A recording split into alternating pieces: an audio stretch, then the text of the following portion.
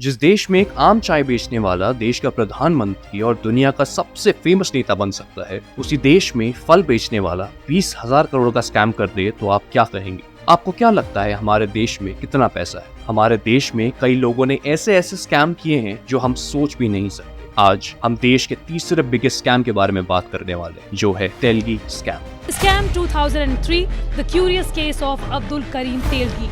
अब्दुल करीम तेलगी ने देश के कई राज्यों में अपने पैर पसारे। लेकिन ये अब्दुल करीम तेलगी कौन है और किस तरीके से सब्जी बेचने वाले ने 20,000 करोड़ रुपए का स्टाम्प घोटाला किया? देश के दूसरे सबसे बड़े घोटाले की कहानी लेकर आ रहे हैं।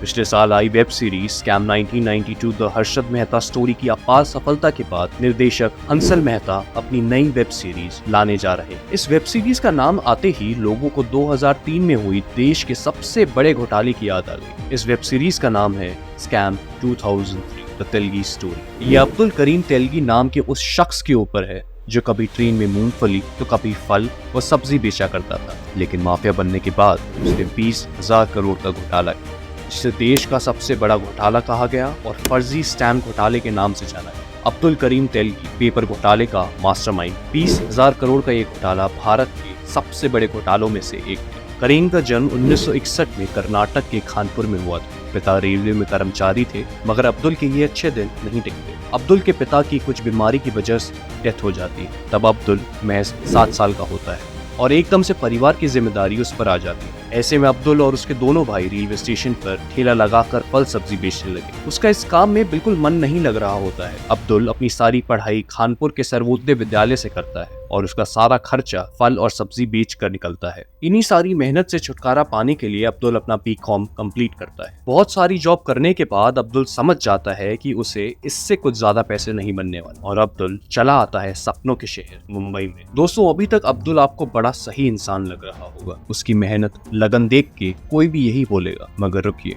अब्दुल करीम तेलगी को अपना रोल मॉडल बनाने से पहले हमारी ये पूरी स्टोरी सुन लीजिए। अब्दुल अब मुंबई तो आ चुका था, मगर अब्दुल के उसके आलसी व्यवहार की वजह से वो कई जॉब से निकाला गया था। अब उसके दिमाग पर क्विक मनी का भूत सवार हो गया था। उसे रास्ता आसान चाहिए था, मगर पैसे से वो अपनी हर ख्वाहिशों को पूरा करना चाहता था। उस जमाने में सऊदी जाने का ट्रेंड चल रहा था। अब्दुल ने सुना कि वहां जाकर उसके दोस्तों ने काफी पैसा कमा लिया है, तो अब्दुल भी सऊदी अरेबिया चला जाता है। अब्दुल वहाँ 7 साल तक काम करता है और अच्छा खासा पैसा कमा लेता है। इस पैसे से अब्दुल बड़ा आदमी तो बन गया था, मगर उसकी आयाशी के खर्चे निकल नहीं सकता। अब्दुल ने नोटिस किया कि भारत से तो कई लोग ऐसे हैं जो सऊदी आना चाहते हैं। प्रॉपर डॉक्यूमेंट न होने के कारण उन्हें कभी पासपोर्ट वीजा मिल ही नहीं सकता। वैसे अब्दुल तो पढ़ा लिखा था और था भी उल्टी खोपड़ी। अब्दुल के दिमाग में एक खुराफाती आइडिया आया, तो अब्दुल फिर से मुंबई आ गया। यहाँ आकर अब्दुल ने मुंबई में अरेबियन मेट्रो ट्रेवल्स नाम की एक कंपनी खोली। ये कंपनी ऐसे लोगों को ढूंढती थी जिनके पास कोई दूसरे देश जाने के लिए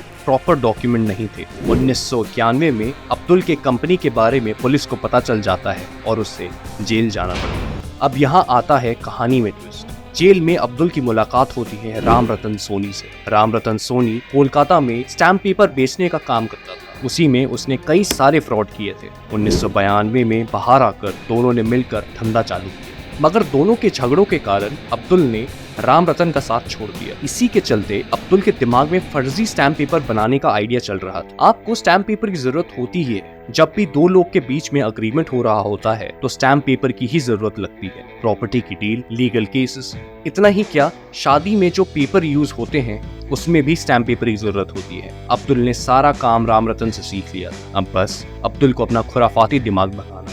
अब्दुल ने इंडियन सिक्योरिटी प्रिंटिंग प्रेस में खराब हुई पुरानी मशीनों को ऑक्शन में सबसे ऊंची बोली पर लगाकर खरीद लिया। प्रेस में काम करने वाले लोगों को घूस देकर अब्दुल ने मशीन भी ठीक करा ली। साथ ही साथ इंक और स्टैम्प पेपर के लिए यूज होने वाले पेपर भी हासिल कर लिए। अब अब्दुल बिल्कुल असली स्टैम्प पेपर बनाकर मार्केट में उसे बेच रहा था। बैंकों, बीमा कंपनियों और स्टाफ ब्रोकरेज फर्म्स को फर्जी स्टैम्प पेपर बेचना शुरू किया।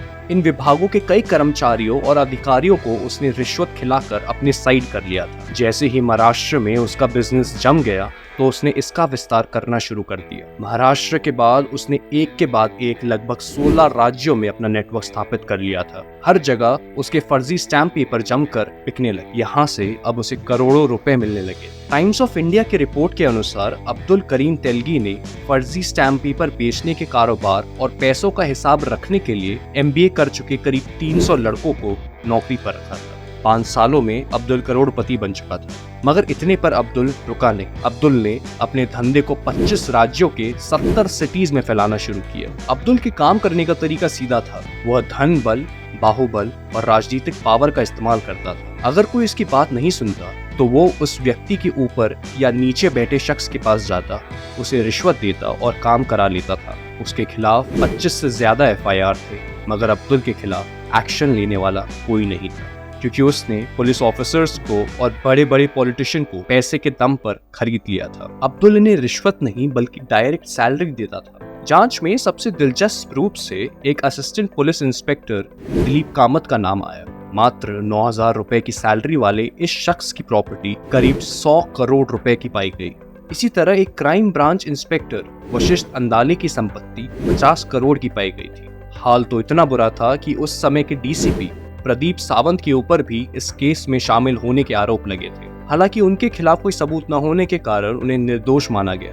अब्दुल करीम तेलगी के पास कितनी संपत्ति थी, इसका एस्टिमेट कोई नहीं लगा सकता था। अलग अलग वेबसाइट पर इसके अलग अलग आंकड़े हैं। कहा जाता है कि मुंबई की फेमस बार गर्ल तरन्नुम खान तेलगी की गर्लफ्रेंड थी। तेलगी ने तरन्नुम का डांस देखते हुए एक रात में 93 लाख रुपए उड़ा दिए थे। अब्दुल अपना पैसा बोरे में भरकर रखता था और खुद नहीं जानता था कि इस स्कैम में उसने कितना पैसा कमा लिया है। नवंबर 2000 में बैंगलोर ने स्टैम्प पेपर से भरा एक ट्रक पकड़ा। पहले पुलिस को लगा कि स्टैम्प पेपर चोरी किए गए। बाद में पुलिस के छानबीन पर पता चला कि सारे स्टैम्प पेपर नकली हैं। बहुत सारी इन्वेस्टिगेशन के बाद पुलिस अब्दुल के पास पहुंची, मगर अब्दुल वहां से भागने में कामयाब रहा। तेलगी को नवंबर 2001 में अजमेर से गिरफ्तार किया जाता है और इतनी बड़ी केस के लिए स्पेशल इन्वेस्टिगेशन टीम यानी SIT का गठन किया जाता है। इस वजह से पूरा केस पब्लिक डोमेन में आ जाता है और अब्दुल को जो सपोर्ट करने वाले सारे लोग थे अब्दुल से दूरी बनाने लगते हैं। अब्दुल के नार्को टेस्ट में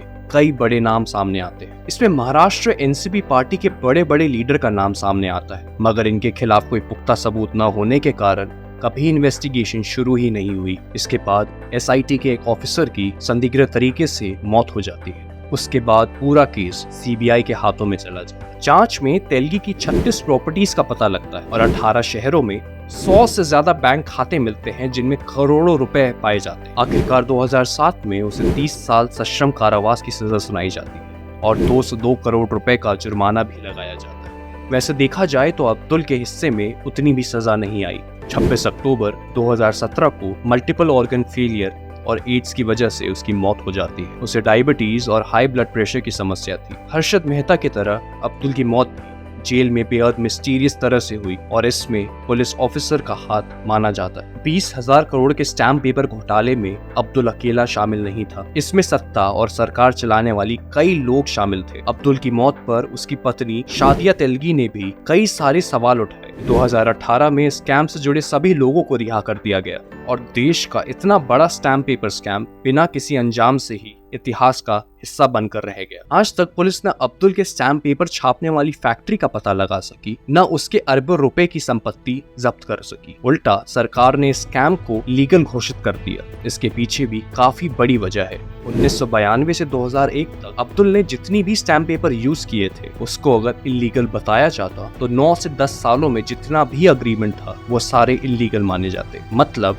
10 सालों में जितनी भी शादियां हुई थी वो इलीगल मानी जाती। इससे देश की पूरी अर्थव्यवस्था हिल जाती। इसीलिए सरकार ने इतना बड़ा ठोस कदम उठाया और इस पूरे स्कैम को लीगल घोषित कर दिया। तो दोस्तों, आपको ये जानकारी कैसी लगी कमेंट करके जरूर बताएं। अगर आपको ये वीडियो अच्छी लगी तो दोस्तों के साथ शेयर जरूर करें और चैनल पर नए आए हैं तो सब्सक्राइब करना न भूलें। मिलते हैं हम आपको ऐसी ही किसी अनटोल्ड स्टोरी के साथ।